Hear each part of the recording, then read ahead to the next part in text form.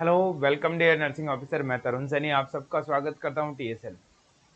जैसे कि आपको पता ही होगा कि हमने एक सर्वे किया था और उसमें एक क्लियर कट बोला था कि किसी वजह से हम ऑनलाइन क्लास नहीं कर पा रहे हैं। इस वजह से क्या आपको रिकॉर्डेड क्लासेज अवेलेबल कराई जाए, और उसमें मोस्ट ऑफ स्टूडेंट्स का अराउंड 80% रिस्पॉन्स आया था कि क्लास लाइव हो या ऑफलाइन हो, बट होनी चाहिए। तो इसी सीरीज को आगे बढ़ाते हुए जो 500 क्वेश्चंस हम कर रहे थे, उसी सीरीज को आगे बढ़ाते हुए आज हम पार्ट 3 हमने रिलीज किया है, जिसके अंदर काफी इंपॉर्टेंट और बेसिक क्वेश्चंस मैंने इन्वॉल्व किए। तो चलती हैं वन बाय वन अपने क्वेश्चंस की ओर। देखिए, फर्स्ट ऑफ ऑल, जैसे ही हम क्लास स्टार्ट करते हैं उससे पहले आपको पता है कि हम डेफिनेटली कुछ कोचिंग से रिलेटेड बातें जरूर करते हैं। तो टीएसएल की स्पेशल बात यह है कि टीएसएल स्टूडेंट की नीड के हिसाब से मूव करने वाला एक तरह का सेंटर है। तो हमने टीएसएल ने 20 सितंबर से एक स्पेशल बैच लॉन्च किया है, उसका नाम है बैच 8। ये बैच उन बच्चों के लिए स्पेशली डेडिकेटेड है जो या तो स्टूडेंट फाइनल ईयर में पढ़ रहे हैं या फिर कहीं न कहीं जॉब कर रहे हैं। क्योंकि देखिए, डेली यदि 6 घंटे की क्लास दी जाए तो वो स्टूडेंट जो जॉब कर रहे हैं या फाइनल ईयर के स्टूडेंट है, उनको खुद की भी एकेडमिक क्लासेज होती है। इस वजह से वो उसको कंप्लीट नहीं कर पा रहे, और बोले तो उसके साथ साथ तैयारी नहीं कर पा रहे। इसीलिए हमने ड्यूरेशन कम करके एक बैच स्टार्ट किया है, जो आपके शुरू होगा 4 बजे से क्लासेस शुरू होगी और 7:30 बजे तक डेली क्लासेज होगी। सेम वैसे ही बैच है, ऑनलाइन बैच है। 100% आपके देखा जाए तो सारे की सारी क्लासेज क्या होगी, लाइव क्लासेज होगी। सारी की सारी क्लास क्या होगी, लाइव क्लासेज होगी। और ये क्लास भी 1 ईयर के लिए सेव रहेगी। तो जिस भी स्टूडेंट को इस बैच में एडमिशन लेना है वो डेफिनेटली ले सकता है। दिए हुए हेल्पलाइन नंबर पे, ये जो नीचे नंबर दे रखे, उस पर कॉल करके डिटेल्स ले सकता है और रजिस्ट्रेशन करा सकता है। ठीक है। तो 20, 21, 22 तारीख की 3 दिन की डेमो क्लास होगी। उसके बाद आपको अच्छा लगता है तो ही 21 तारीख को आपको फी डिपॉजिट करनी है। अच्छा नहीं लगता है तो फी डिपॉजिट करना जरूरी नहीं है। सब कुछ फी डिपॉजिट करने के बावजूद भी 15 दिन का हमारा ग्रेस पीरियड होता है, जिसपे आप फी रिटर्न मांग सकते हो। आपकी पूरी की पूरी फी वापस दे दी जाएगी यदि किसी वजह से आपको क्लासेस समझ में नहीं आती है तो। चलिए अब शुरू कर देते हैं आपके पहले क्वेश्चन की ओर। ये देखिए, फर्स्ट क्वेश्चन आपके सामने। ठीक, हाँ जी, रिकॉर्ड क्लास है तो थोड़ा सा फास्ट चलेंगे हम, क्योंकि आपके रिस्पॉन्स देखने की जरूरत नहीं है। 37 क्वेश्चन ऑलरेडी हम कर चुके हैं।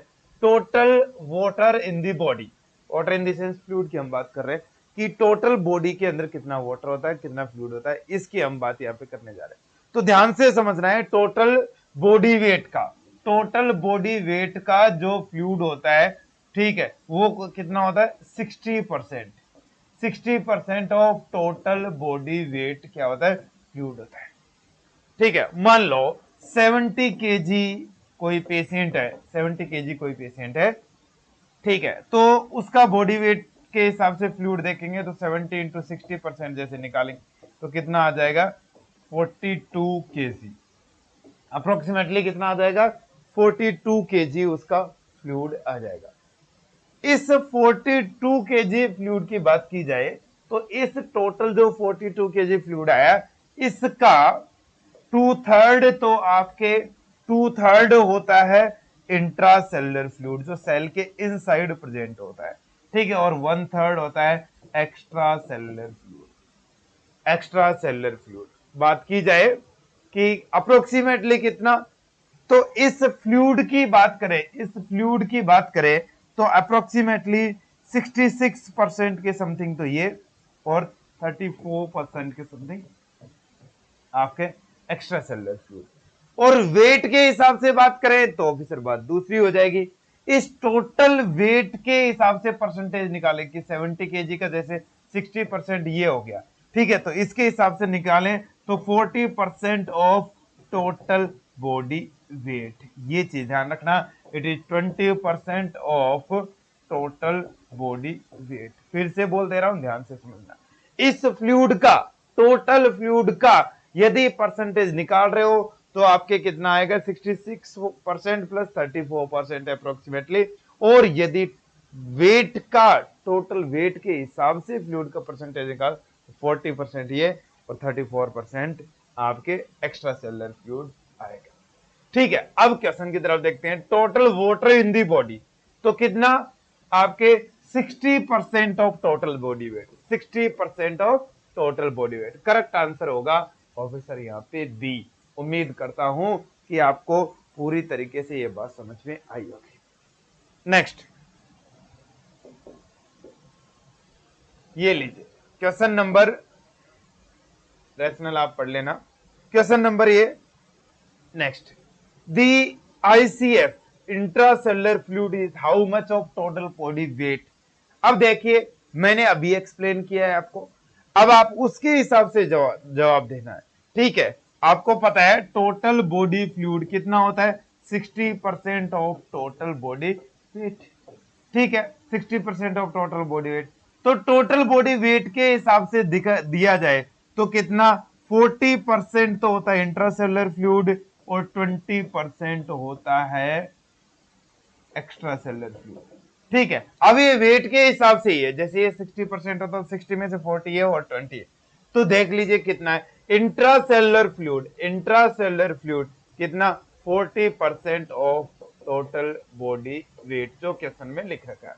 20% क्या होगा एक्स्ट्रा सेलुलर फ्लूइड होगा 20%। तो ये फ्लूइड के भी काफी अच्छे क्वेश्चन है, इस पे थोड़ा सा ध्यान लगाइए, बिल्कुल डेफिनेटली ठीक होने लगे। नेक्स्ट क्वेश्चन की तरफ चलते हैं। देखिए ये आपके सामने नेक्स्ट क्वेश्चन जी, लिम्फ इज एग्जाम्पल ऑफ। अब फ्लूइड की बात चल रही है तो एक क्वेश्चन हमने यहाँ पे और लिखा है कि लिम्फ इज एग्जाम्पल ऑफ, कि लिम्फ कौन सा फ्लूइड है, क्या इंट्रासेलुलर फ्लूइड है, क्या इंट्रावेस्कुलर फ्लूइड है, क्या इंटरस्टिशियल फ्लूइड है, या इनमें से कोई नहीं। तो देखिए बहुत ही अच्छी तरीके से आपको इसका जवाब देना है और करेक्ट आंसर है it is interstitial fluid. Interstitial fluid, ध्यान से समझिए, बॉडी फ्लूइड्स में से जो फ्लूइड सेल के इनसाइड प्रेजेंट होते हैं, इनसाइड दी सेल प्रेजेंट हैं, उनको बोलते हैं इंट्रासेलुलर फ्लूइड। ठीक है, जो इनसाइड दी सेल प्रेजेंट है। जो आउटसाइड दी सेल प्रेजेंट है, आउटसाइड दी सेल प्रेजेंट है, उनको बोलते हैं एक्स्ट्रा सेलुलर फ्लूइड। अब आउटसाइड दी सेल बहुत जगह प्रेजेंट हो सकते हैं, जो ब्लड वेसल्स में प्रेजेंट है, इन ब्लड वेसल्स, उनको बोलते हैं इंट्रावेस्कुलर फ्लूइड। ठीक है, जो between the cell space present है, जैसे ये सेल है, ये सेल, ये सेल, ये सेल, इनके ये बीच बीच के, इसको बोलते हैं इंटरस्टिशियल फ्लूइड, इंटरस्टिशियल फ्लूइड। और अदर जो फ्लूइड्स है उनको बोलते हैं ट्रांस सेलुलर फ्लूइड, जैसे जीआई सिक्रेशन हो गया, साइनोवियल फ्लूइड हो गया, आपके गैस्ट्रिक कंटेंट हो गए, वो सब। तो between the cells interstitial fluid present है। और इंटरस्टिशियल फ्लूइड बोले तो लिम्फ एक तरह का इंटरस्टिशियल फ्लूइड है, उसका एग्जांपल। इसके अलावा भी इंटरस्टिशियल फ्लूइड होता है, ठीक है, जिसका नाम इंटरस्टिशियल ही है। नेक्स्ट, ये क्वेश्चन देखिए आप ठीक से, inner most covering layer of brain is, inner most covering layer of brain is. देखो पहली बात, इस क्वेश्चन पे चलते हैं, ड्यूरामीटर, अरेक्नोइडमीटर, पायामीटर या पेरीमीटर। काफी इंपॉर्टेंट क्वेश्चन यहाँ पे दिया है। आपको पता है सबसे पहले बात करेंगे हम कि सेंट्रल नर्वस सिस्टम की, कि सेंट्रल नर्वस सिस्टम में क्या होता है। सेंट्रल नर्वस सिस्टम, ये मान लीजिए ये एक सेंट्रल नर्वस सिस्टम है,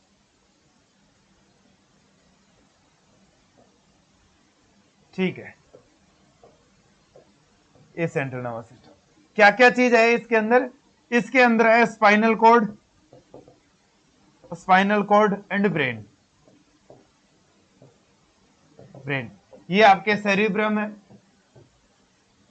सेरिब्रम है, लार्जेस्ट पार्ट है ब्रेन का। सेरिब्रम क्या है, लार्जेस्ट पार्ट है ब्रेन का। ये सेरिबेलम है, सेरिबेलम बॉडी का बैलेंस बनाने का काम करता है, बैलेंस बनाने का काम करता है। ठीक है, यहां पे बात की जाए तो ये मिड ब्रेन है, ये पोन्स है, ये मेडुला ऑब्लांगेटा है, तीनों को मिला के ब्रेन स्टेम बोलते हैं, ब्रेन स्टेम। बात करें covering of central nervous system, मतलब both, covering of central nervous system, central nervous system की कवरिंग को ही क्या बोलते हैं? मेनिंजेस। सेंट्रल नर्वस सिस्टम की कवरिंग को बोलते हैं मेनिंजेस।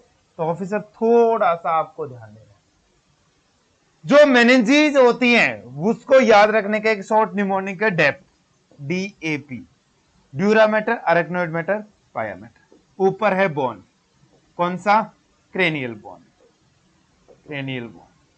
ठीक है, तो upper outer most layer dura mater, नाम ड्यूरामेटर। उसके बाद में अरेक्नोइड मैटर, अरेक्नोइड मैटर।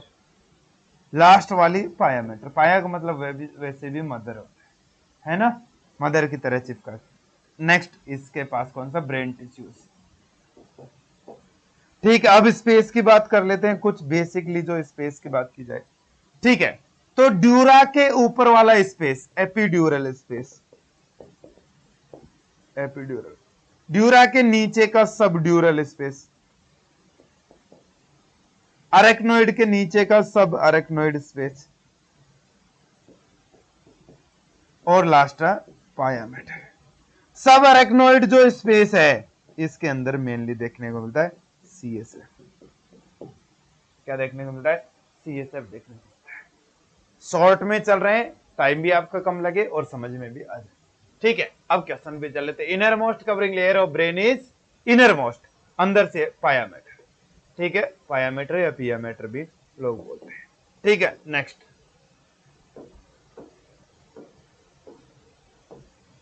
ये क्वेश्चन है, काफी अच्छा क्वेश्चन है। Human body develop from single cell structure, single cell structure. सबसे पहली जो सेल स्ट्रक्चर है सिंगल सेल स्ट्रक्चर, कौन सा? Zygote.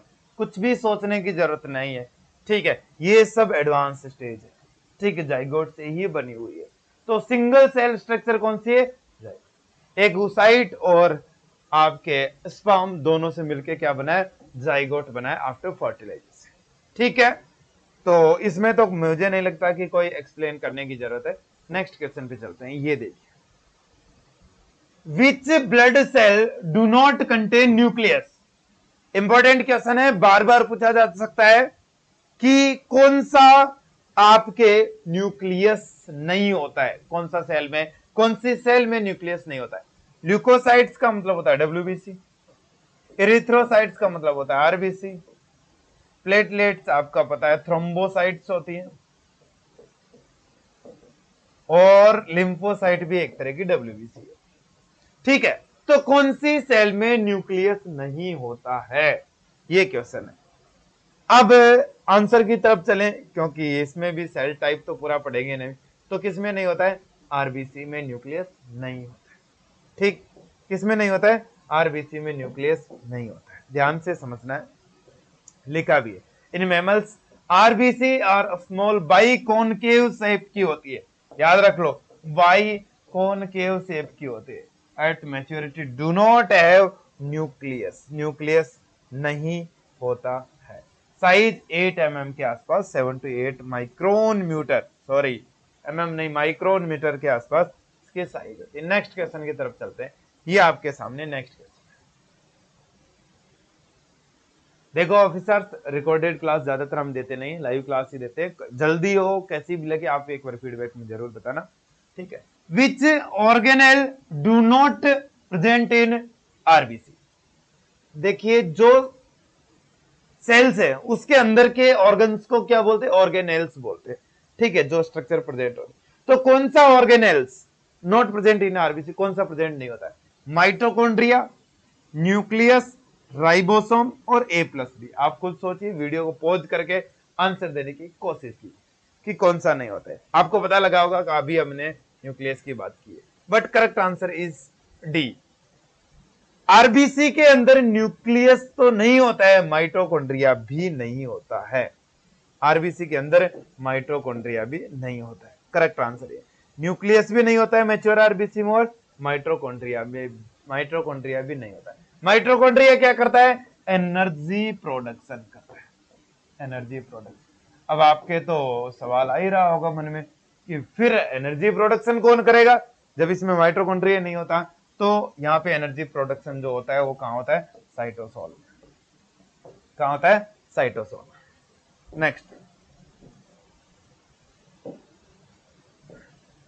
The energy production is take place in RBC. देखो क्वेश्चन आ भी गया है कि energy production is take place in RBC. बताओ आरबीसी में एनर्जी प्रोडक्शन कहाँ होता है? माइटोकॉन्ड्रिया में होगा, न्यूक्लियस में होगा, राइबोसोम में होगा, साइटोप्लाज्म में होगा। तो कहाँ होगा, साइटोप्लाज्म में होगा, क्योंकि माइटोकॉन्ड्रिया प्रेजेंट नहीं होता, ये प्रेजेंट नहीं होता। राइबोसोम प्रोटीन सिंथेसिस का काम करते हैं, न कि एनर्जी प्रोडक्शन। किसका काम कर रहे हैं? प्रोटीन सिंथेसिस का। ये क्वेश्चन भी क्लियर हो गया होगा, सिंपल क्वेश्चन से लेके आए हैं आज हम। ठीक, next question number 46, inner most layer of alimentary canal. Alimentary canal मतलब गैस्ट्रो इंटेस्टाइनल ट्रैक्ट। ठीक है, हाँ जी, बताइए answer. Inner most layer, inner serosa, muscularis, mucosa और सब म्यूकोजा। सोचिए कौन सी हो, सोचने का विषय है, कई बार कंफ्यूज होते। Correct answer is C, inner most mucosa. वैसे भी आप खुद भी देख लो, इनर मोस्ट कौन सी होती है, म्यूकोजा लेयर होती है। ठीक है, तो क्या ऑर्डर है, किसके बाद में क्या होती है, तो हमें डायग्राम से इसको समझने की कोशिश करें। ठीक है, ये ल्यूमन है, ल्यूमन मतलब इनर स्पेस, इनर। ठीक है, ल्यूमन। ठीक है, इसके अंदर जो ये है, ये आपके म्यूकोजा, म्यूकोजा के नीचे ये लेयर आपके सब म्यूकोजा लेयर, और उसके बाद में डबल मस्कुलर लेयर, जिसको मस्कुलरिस बोला है। इनर जो मस्कुलर लेयर है उसमें सर्कुलर है और आउटर लॉन्गिट्यूडनल है, और उसके बाद कौन सी, सिरोसा। तो outer most serosa, inner most mucosa, ये आपको याद रखना है। Next, which bone cell perform bone resorption. कौन सी सेल बोन रिजॉर्प्शन करती है? सिंपल सा क्वेश्चन है और कई बार पूछा जाता है, तो बताने की कोशिश करना। वेदर ओस्टियोब्लास्ट सेल, या फिर ओस्टियोक्लास्ट सेल, या फिर ओस्टियोसाइट्स, या फिर ओस्टियोजेनिक सेल। ये चार तरह की सेल होती है, चारों चारों प्रेजेंट होती है बोन के अंदर। तो कौन सी करती है?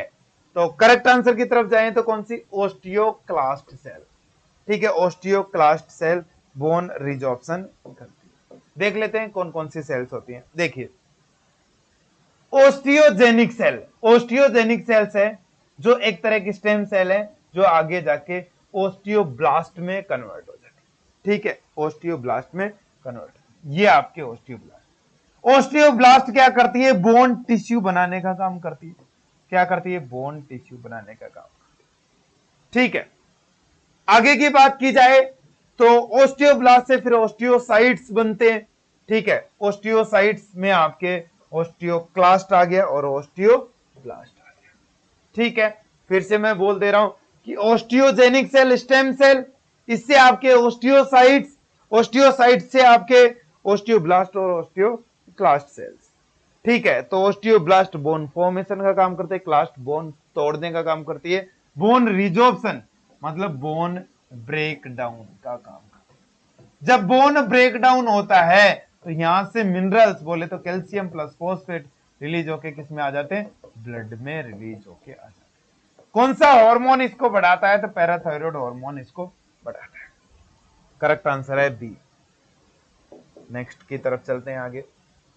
ये देखिए, which is known as voice box, voice box जहां से साउंड प्रोड्यूस होती है। तो कौन सा वॉइस बॉक्स है, किसको वॉइस बॉक्स बोलते हैं? तो इसका भी आंसर देखिए कि लैरिंग्स, वेदर फेरिंग्स और फेरिंग्स या कराइना। ठीक है, चलिए आंसर की तरफ चलते हैं पहले सीधे। करेक्ट आंसर है ए, लैरिंग्स। लैरिंग्स आपके वॉइस बॉक्स है। क्यों है लैरिंग्स वॉइस बॉक्स, इसको समझना है। क्योंकि लैरिंग्स में क्या प्रेजेंट है, वोकल कॉर्ड प्रेजेंट है। क्या है, वोकल कॉर्ड प्रेजेंट है, जहां से एक्चुअल में वॉइस प्रोड्यूस होती है। ठीक है, तो वोकल कॉर्ड रिस्पॉन्सिबल होते हैं साउंड प्रोडक्शन के लिए, और इसके अंदर वोकल कॉर्ड प्रेजेंट है, इसलिए इसको वॉइस बॉक्स बोला है एक्चुअल में देखा जाए तो। फिर भी हम वापस चलते हैं एक बार इसमें। कराइना एक आया, कराइना क्या है, कराइना एक ऐसा पार्ट है जहां से ट्रेकिया आगे जाके दो पार्ट्स में बाइफरगेट हो जाती है, एक राइट लंग्स की तरफ चली जाती है, दूसरी लेफ्ट। इस पार्ट को बोलते हैं कैराइना। ध्यान रखना ऑफिसर, कैराइना से 1 to 2 सेंटीमीटर अबोव होना चाहिए क्या, end of ET tube, endotracheal tube, ध्यान रखना, इंपॉर्टेंट बात है। ठीक है, नेक्स्ट, इंटरफेरोन हैज, इंटरफेरोन जो ब्लड में प्रेजेंट होते हैं उनकी कौन सी एक्टिविटी होती है, कौन से फंक्शन करते हैं इंटरफेरोन, थोड़ा सा समझ के इस चीज का जवाब है। Interferon has antibacterial activity, antiviral activity, anti fungal activity, या सभी। आपको पता है इन्फेक्शन से बचाते हैं, तो कौन सी, तो ये शो करते हैं एंटीवायरल एक्टिविटी।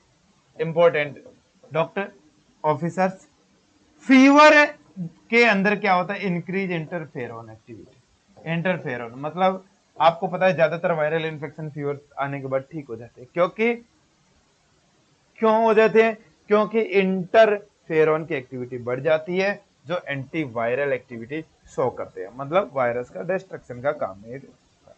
नेक्स्ट, इसका करेक्ट आंसर हो गया दो। नेक्स्ट 50 नंबर पे चलते हैं, ये देखिए, chemoreceptors are sensitive to changes in, chemoreceptors are sensitive to changes, pressure of blood, PO2, PCO2, both B and C, तो डी आंसर है, both B and C।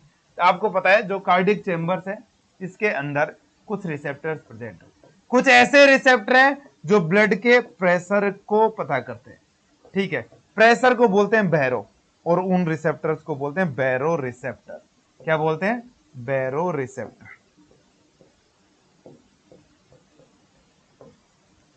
और देखा जाए तो क्या प्रेजेंट है, कीमो रिसेप्टर। कीमो रिसेप्टर आपको पता है, नाम से पता लग रहा है, केमिकल्स, ऑक्सीजन का, एसिड बेस का, PO2 का, PCO2 का, इनका पता करते हैं कौन, कीमो रिसेप्टर्स। कौन करते हैं, कीमो रिसेप्टर। तो करेक्ट आंसर कौन सा हो गया, डी हो गया।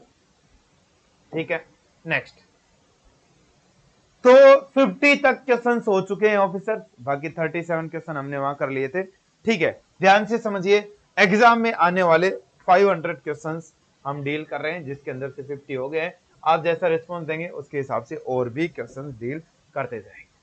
फिर से याद दिला रहा हूं ऑफिसर्स, 20 सितंबर से एक बैच स्टार्ट है। इससे पहले हमने एक बैच स्टार्ट किया था सुपर 20 बैच, उसके एडमिशन क्लोज कर दिए, इसके अंदर हमने सीटें ले ली है। ठीक है, और ये बैच प्रॉपर तरीके से रनिंग है। नए बैच में एडमिशन लेने के लिए हेल्पलाइन नंबर पे कॉल कर सकते हो जो डिस्क्रिप्शन में दिया हुआ है। ध्यान से समझना, 20 सितंबर को बैच है, 4 बजे से 7:30 बजे तक। जिसको भी पढ़ना हो, टेस्ट सीरीज किसी को एम्स के लिए लेना हो तो वो भी डिस्क्रिप्शन में लिंक दिया हुआ है, मोबाइल एप्लीकेशन का लिंक दिया, वहां से परचेज कर सकते हैं और डायरेक्ट टेक्स्ट भी कर सकते हैं। अब बताइए, ये रिकॉर्डेड वीडियो है, आपको कैसा लगा, क्या वैसे ही समझ में आया या फिर और परेशानी हुई, या आपका समय बचा नहीं बचा, कैसा लगा आज कमेंट करके जरूर बताएं। आज के लिए इतना ही, थैंक यू सो मच, जय हिंद जय भारत।